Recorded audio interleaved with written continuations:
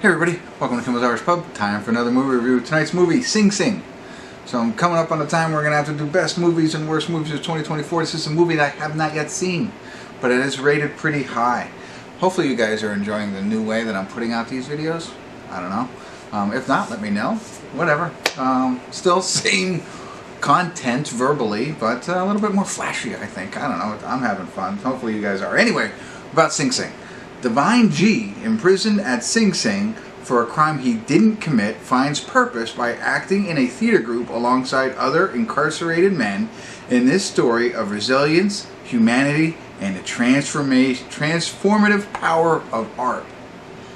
It seems a little, I don't know, heavy for me. 7.7 on IMDb, and I'm really surprised. 6,892 people only rated it so far. I thought more people, the way it's been talked about, I thought there was a lot more people who had seen this before.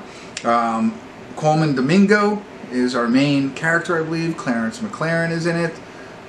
Sean San Jose is in it. He looks recognizable, but he also looks like somebody...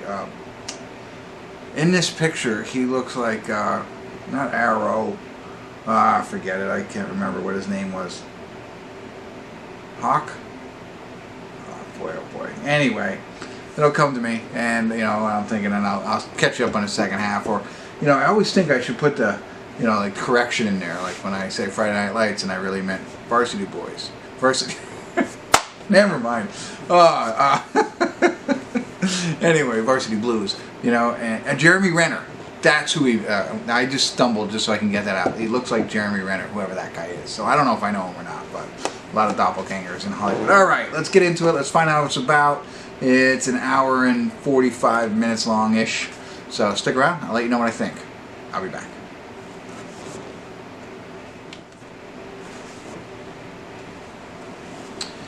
Hey everybody, we're at the credits of Sing Sing, and I don't know.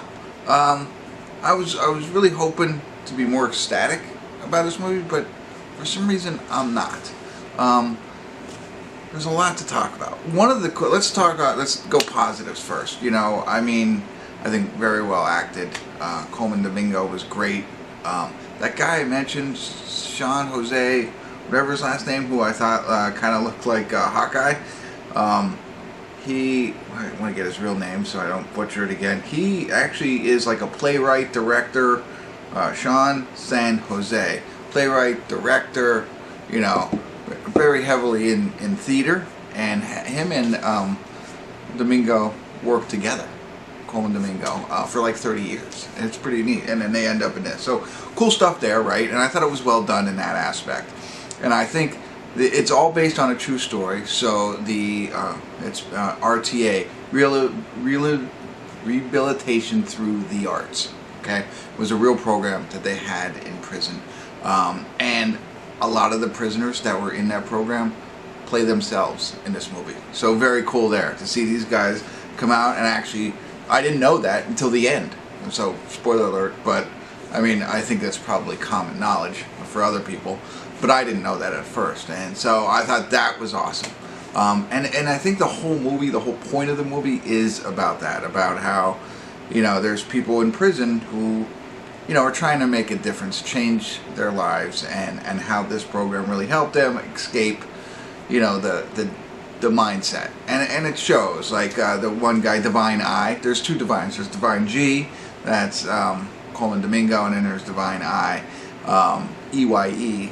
Found out, I didn't know if it was the letter I, whatever.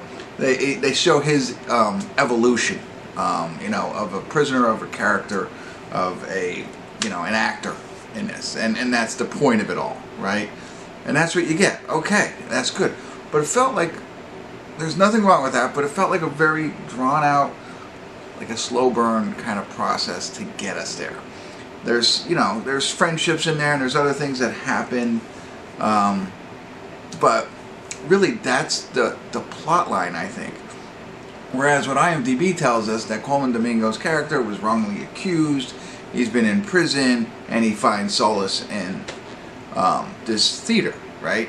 There's very little on that. There's a clemency hearing. He speaks about it with his one buddy for a little bit, and then there's a clemency hearing.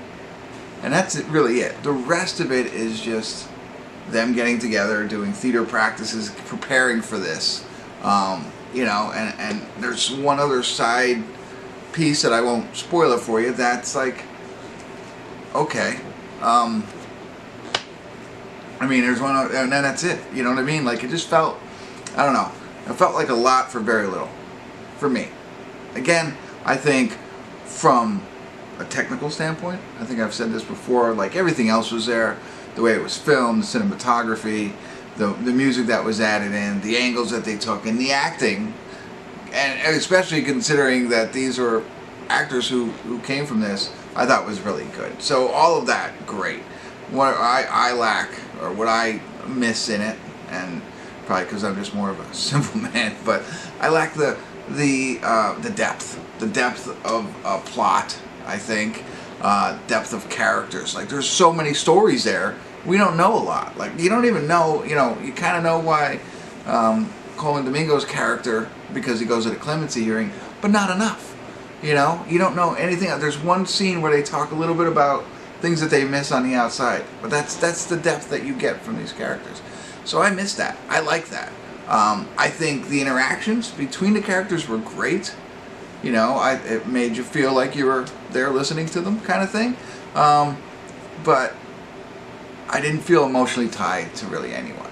I mean, you're rooting for all of them, but you know, that's what I got. So there you go. I do want to say one spoiler thing at the end, but that's where I am on this. I'm sorry. I'm probably not like most people who really enjoyed this film. Not that I hated it, but a 7.1. Everybody else talking about it, I thought I was going to become a raving fan for it, and sorry that I missed it.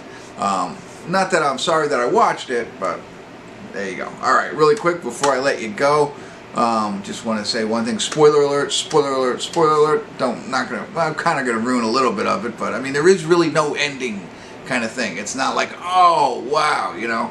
So, alright, as you know, if you've seen this and you don't care, he gets out, right? I don't know how far down the road he gets out. So the IMDb synopsis tells us that he was wrongly accused. We have no idea from watching this movie. You know, now we could probably go back and research history because it's based on probably a true character. But for me, watching this movie, no idea. You know, see some guy confess to it, and I think maybe that's how he got out. I don't know how long down the road it is. Whatever. So that's kind of, I didn't even know it was going to go that far. I think it would have been okay if he didn't get out. That would make more sense. But okay, he gets out. Right? We hear earlier, with the little bit of depth we get in his character, that he has 3 children. Probably, maybe a wife. I don't know. It doesn't mention any of that. 3 children. And the son is the youngest, and he's making YouTube. So by the time this gets out, you know, these kids probably could drive.